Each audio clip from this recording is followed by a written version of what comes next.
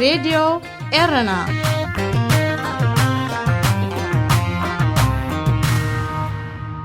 زخبر سلامتنا تقبلوا أبستفلالي كرنعات عالم كوينكم نمدبات راديو إيرنا التكتاتلو زخبركم سمعتنا نايلوم عربي 19 تحدار كل تشحن إسران حدن فنوى راديو إيرنا كموترو بزينا يجمر فلما أرستاتو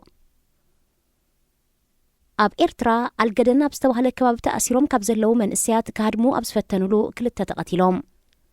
أب إثيوبيا مأسارتو لادو تجراي بالسفح ملكعو يغتصلالو أب تجراي أبزحمو الشوارح بسنك عصبو أستاد كل التأميت قلعو خمزموتو تقليتو تدقاقامي مفراد ستا يقات أما بزلو كل البينشانقول قموز نا إثيوبيا لعلوتها مرارحة تأثيرهم راديو إيرنا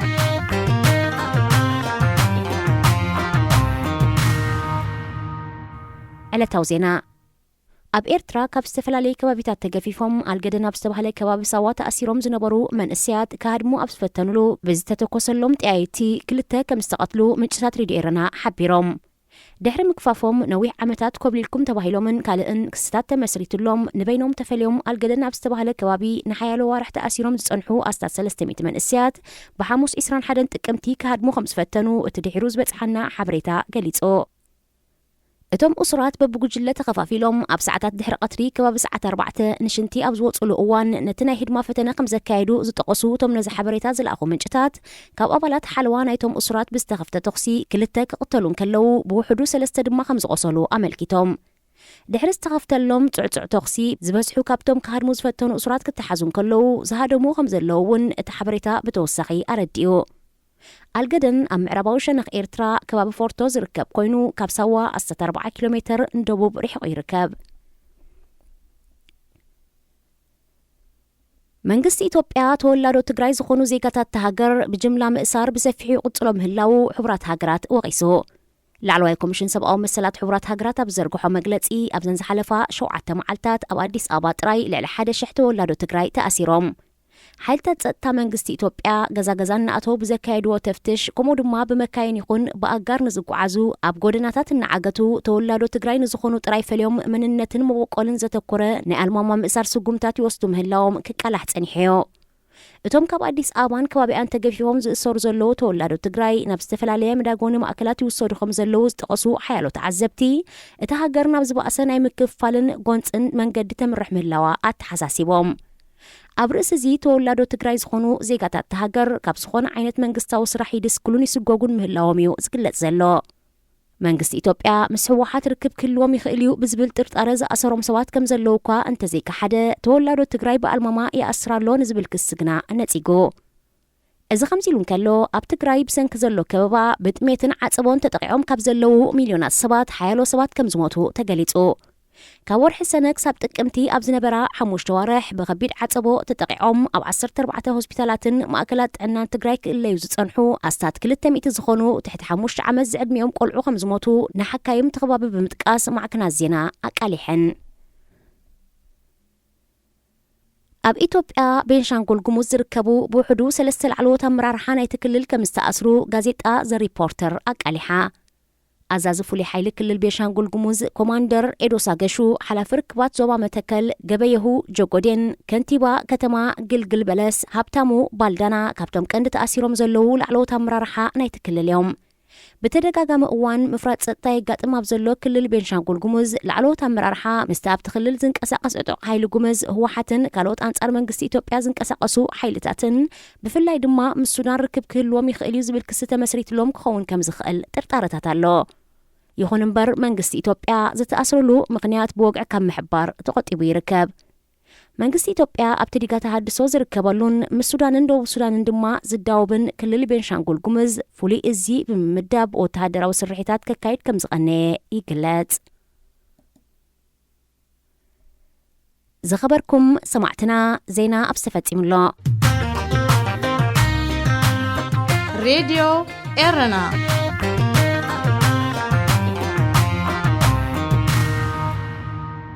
علال مسنقس عركي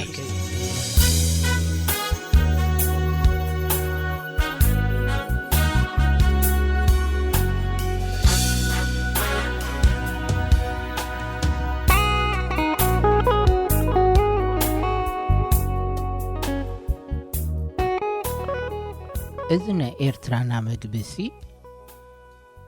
كتعيم قدام كوايو إتما أزوغ خندي تعمي وداي نازلنا تمقبكم تنبرو تعديلكم إذا كوا عب حجر كات ريز ركاب أبزلنا متصانا مو معسن بلع كوينا أبقى زاناس أكاتقنا بيلنا نمقب أي تسمعي ونزي تشنك حلال وهبتش نفسي بليت كيالا إذا وتا مبلع تكون زمنا إذا قيت أتوها قرب سنة إلكا أتريقا بلس ببلس يعتمل أمبا أركب دياسبورا نابزز موت بوزحات هالو يوم ذكرم كوي تعدل تزحاقر دكا أبز هالو يهالو أي قرروان يوم بلا بوتا دميريتي أبوليتيكا وقود أتراي كنا نتسوسي متنعة قبر ما أنا بزي هاقر تاي تبوق كمزلو من اللين روسيو بوليتيكا ونقعتي زعتت بتبقنا حير زولو تسلعت سلازلوسي كم جينا مالتي نتي تبقنا رئينا كان يحررون كلنا نرسو كوا بوليتيكايو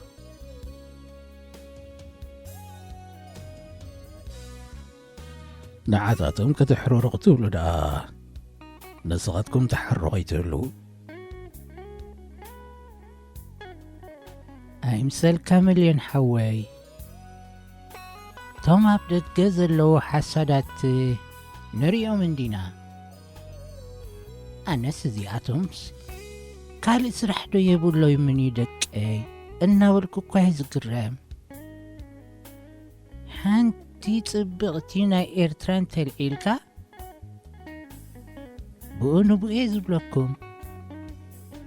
بزعبا ما أسرتدو سدت سئنت الناولوس حلف حلفوهم نزي بفلات أبز ختمانا كم زلو وتعكيبو زلو هنساتات ناقي ترفقوهم أريقو لهم زيزاربو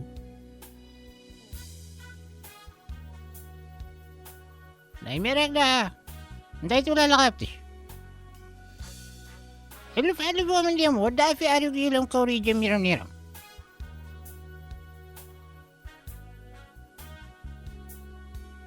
شيوخ نسوم راقم سكدفو صغيلهم أريقو تراي معس كوينوم زولو نيرو نقص حواي حلف حلفوهم سي أمر أسيحيتيو بقعت يبولون كسام بالقوين بتيحهم نيرو متى أنا ريد كالبيت سعيد زغداريهم كوين نايزوم من بهاق تسزربا يبولون نتا فيديو كابي كم زرخبوا قوي قري مني أتو من دا زيناخ انتاي كوينون قريت زي ترفوا أنا هنا بتفلما مسرع هو كم سنبت دي لنيره دحرقنا تردي الناس نتما بوزلو بصوتي كي ترفه كبارات عم جميره كم زعينت مرحق هلونا نرأسو ماليسو زحبنيو إليهم ما كان بنعتير على دقاء بدرؤو بريزيدنتنا بسرحي حديرو زخوان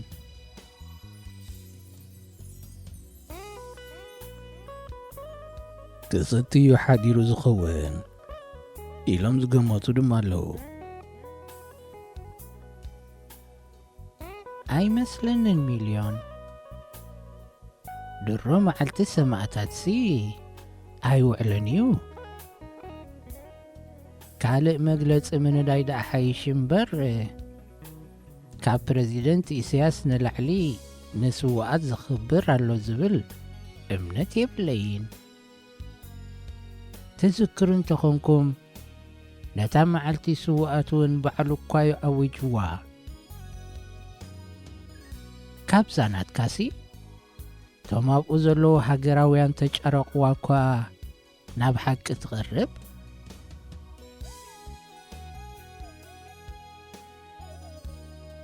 هبتي لكوا زي تمتعي بالكم بقرا بغا تجارق هاقراويان اللويا أنس عدونت نايتين ساتوم زيطلبو ريس بكا كمزي كلاتهم سيريس ترايوم زمشلن نيرو أي فلت كان دي خانو قسي بزحات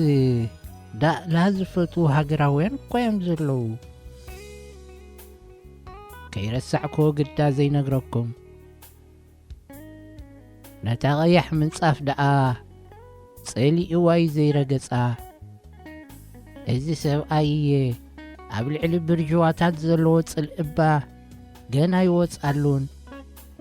إنا بلو كعلولو من سمعكوهم زي سحقكووس كي نقرأكم أي كيلين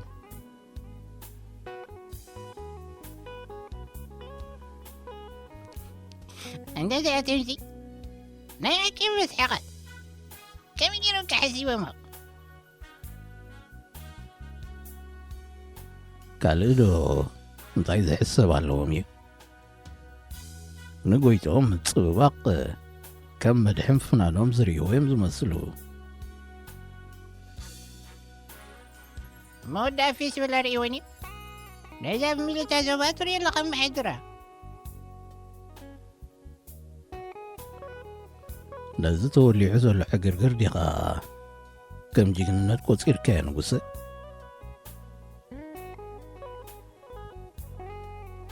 ኣየ ሚልዮን ኣስፋ ሓቢልካ እንዲኻ ዘይትሪኦ ኾንካ እምበር እዚ ኩሉ ሕንፍሽፍሽ ደኣ እሞ ብሰንኪ ኣሜሪካ ምዃኑ ኣብቲ ደገ ግሂና እንዲና ንዛረበሉ ኣብዚ ደኣ እዚ መንግስቲ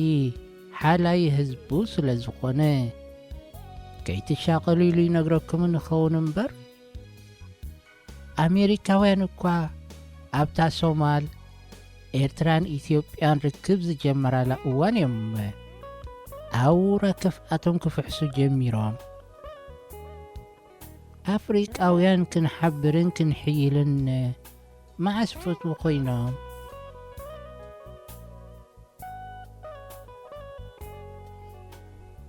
برافو هبتيلو أمتي غير غدا تحكي أعتقد ما إسرائيل 3 عامتون لازم كلنا أقرات أفريقيا كنعبل للمسجمرنا برايتنا أقزابنا بكونغو زويت حمربا مزرق حكاية أمريكا نقدمتها نوي أنا اللي قتلنا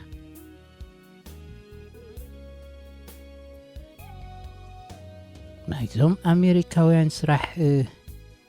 ረቂቕ ይበጃኻ ካብኦም ዝበልሕ መንግስቲ ረኺቦም እምበር ንዓናሲ ካብ ቀደም እዮም ከንበርክኹና ዝፅዕሩ ነይሮም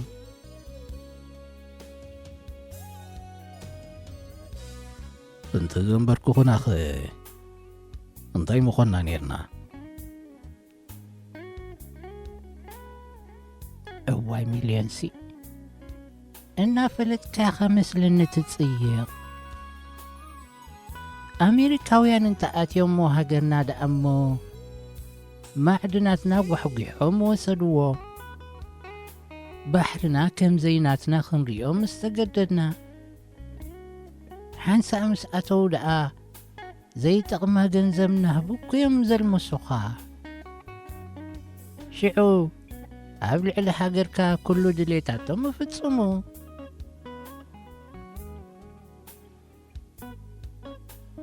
ካብዚ ዘለናዮ ብምንታይ እዩ ዝኸፍእ እቲ ማዕድናትና ዝበሃል ተኾነ መጉሕጉሑ ይተረፎን ናብራና ክመሓየሽ ድማ ይተረእየን ባሕርና ጥራይ ዘይኮነስ ዓሳታትና እውን ከም ዘይናትና ከም ንሪኦም ክንደይ ኮይኑሎ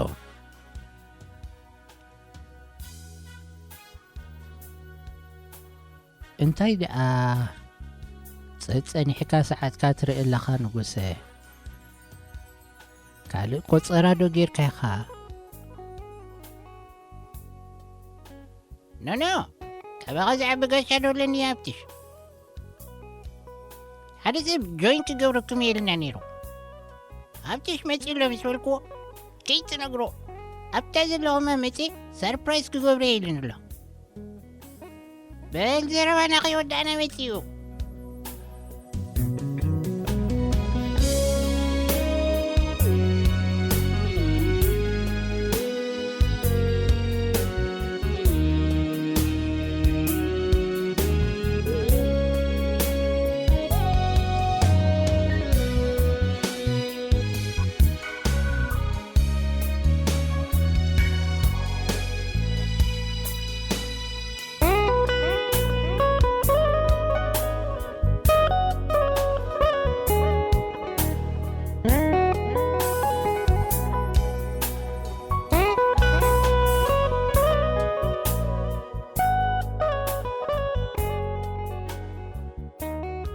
ኣንታ ጊላይ ፈፂምካ ትሕዚ ይበልካ ብጎበስካ እንዲኻ ዘለኻ ዳ እንስኻ ኣነስ ምስ ዝቐጻሊ ትገብሮ ዘለኻ ቃልሲ ሕጅስ ደኺሙ ቁሩብን ኣሪጎ ኸውን ኢለ ነይረ እንታይ ቃለስ ኣሎ ዲ ጥዕና ይረኽብካ እንዲኻ ጊሎም ድሓን ጊላይ ደኣ በለኒ ጊላኦም ተቐይራ እንዲያ ኣብቲ ደገ ሃብትሽ እዚ ሚልዮን ዘመድካ ይሓቀይ ቤተሰብሲ ቤተሰብ ነርና ኣብቲ መትከሉ ግና ብዙሕ እዩ ዘሻቕለኒ ሳላ ጥዑይ ዓርኪ ዝሓዘ ክሳዕ ሎሚ ዘይቀበፅክዎ እምበር ሓደ ሓደ ጊዜ እኳ ቅምጥ ኢሉ ነቶም ኣብ ደገ ዘለዉ ምዕገርገርቲ ዝጥዕም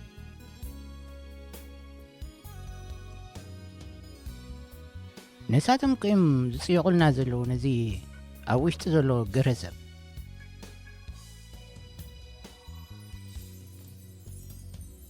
ስለምንታይ ኢኹም ባዕላትኩም ዘይተኣምንዎ ዘረባ ብኣፍኩም ተውፁ ጊላይ ሕጅስ ኩሉ ጽቡቕ ጌርካ ኢኻ ትፈልጦ ክትስእል ኮለል ክትብል ከለኻ ክንደይ ክፉእ ዘሊልካ ጽቡቕ ከም ትረክብ ርኢኻዮ ኣለኻ እንታይ ዲ መስለካ ሚልዮን ብቐዳማይ እውን ቁሩብ ክነግረካ ፈቲነ ነይረ እዛ ሃገር ዝጸብእዋ ኮፍኣ ዘቃልሑ እዩ ሓድዋን ህዝባዊ ግንባርካ ዘረባ ስለ ዘይፈቱሲ ነቲ ጽቡቕ ብግባእ ቃልሕን እዩ ነዚ ጋግዚ ክንሽፍኖ ንኽእል እዞም ኣብ ደገ ንቕመጥ ሃገራውያን ጥራይና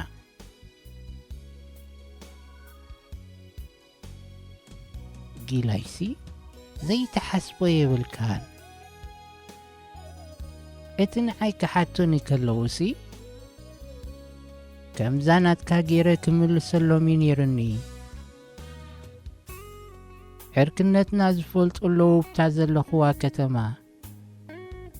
ቁሩብ መርገፂኦም ዘየነጸሩ ደቂ ሃገርና እሞ እንታይ ኮይኑ እዩ ጊላይሲ ህዝቢ ክገዝኦ ዘይክእል ኣስቤዛታት እናሰኣለ ኣብዚ ሶሻል ሜድያ ዝጠቓቕዕ እናበሉ ምስ ተሸገሩንሲ ኪዱ ጭንቂ ዕላሎም በሉ ኤርትራናስ ጽቡቕ ዘላ ስእሊ ምስክር ኢለ ጥራየ ዘፋንዎም ነይረ ጽቡቕ መልሲ እኮ ይኸብካዮም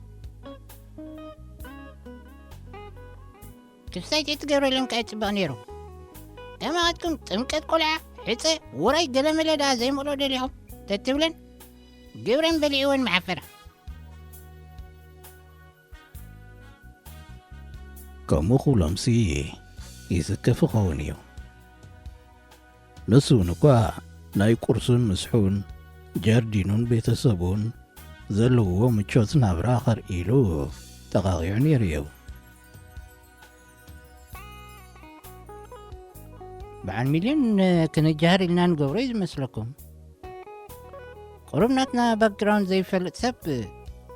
እዚ ሕጂ ንገብሮ ዘለና መቕሉል ናብራ ከም ዘይግባአና ገይሩ ክሓስበ ኸሎሲ ግርም እዩ ዝብለኒ። ዋላ ሓንቲ ካብ ሓቂ ዝረሓቕ ነገር የቕረብካን። እዚ ትማል እኳ ካብ ደገ ደው ኢሎምሲ መስዋእቲ ብፅያል ኣሚን ብመገዲ ጌላይና ፈሊጥና ምስ በሉኒ ኣታ ዝመትዕ ዓበይተይሲ ነዛ ኹላ ኣባይ ዘርክበላ ኢለ ተገሪመ።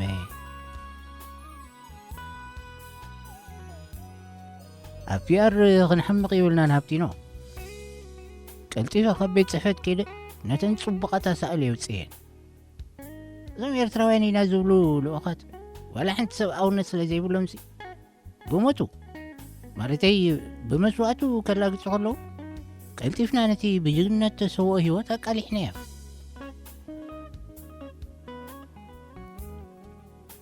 ሃብትሽሲ ብናያል ኣሚን ቀኒኻ ትኸውን እምበር ኣላጊፅካ ማለት ካዲ እንታይ ከዚ የቕንዕ ኣለዎ? በዓል ሃብትሽ ብዕድመ ገና እዮም ዘለዉ። ኣራኸየ እንዲ ከመይ ዓይነት ክብሪ ከም ተዋህቦ ኣብ ኣቀባበርኡ ዝነበረ ክብሪ ዲኻ ትብል ዘለኻ ንጉስእ? እንተ ወዲ ንበይነና ኸይኣኽለናስ ኣብ ቅድሚ ዞም ዓበይትኻ ሕማቕ ትዛረብ ኣለኻ? ኩላትና ሃገራውያን ምእንቲ ቐብረና ኣይኮነን ንሰርሕ ዘለና። ብህይወትና ኤርትራውያን ምስ ሞትና ድማ ኤርትራውያን።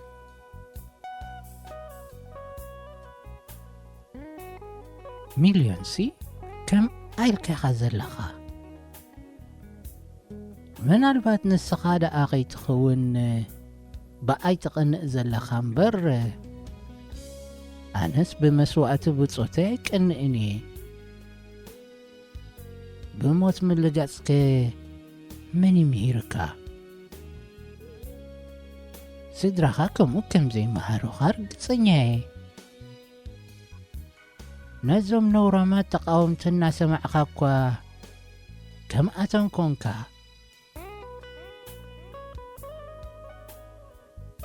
ሓንሳ ሴንቲሜንታል ክኸውን ከለኹሲ እንታይ ልሓስብ መስለኩም? ነዛ ሓንሳብ ነብራ ሓፃር ህይወትሲ ስለምንታይና ብኦፒንዮናትና ተጋጪና ቢዮንድ ላይፍ ክንበኣስ ንፍትን? ሓደ ሰብ ምስ ሞተሲ ናብ ካልእ ፎርሚ ተቐይሩ ራይት? ሕጅስ ዓለም ሓላፊት ምዃና ካብኡ ዘይንመሃር ኢለስ ሓንሳ ሪፍሌክት ትገብር ግድን እዩ። ሓንሳ ናይ ወለድኻ ፅልዋ ክሕድረካ።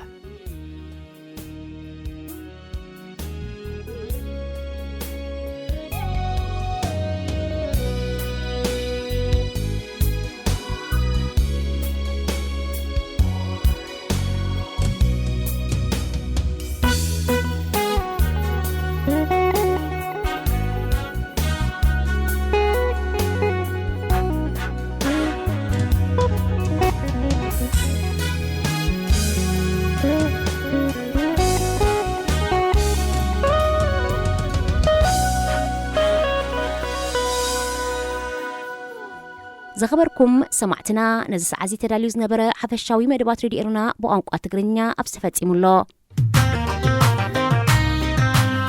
راديو إيرنا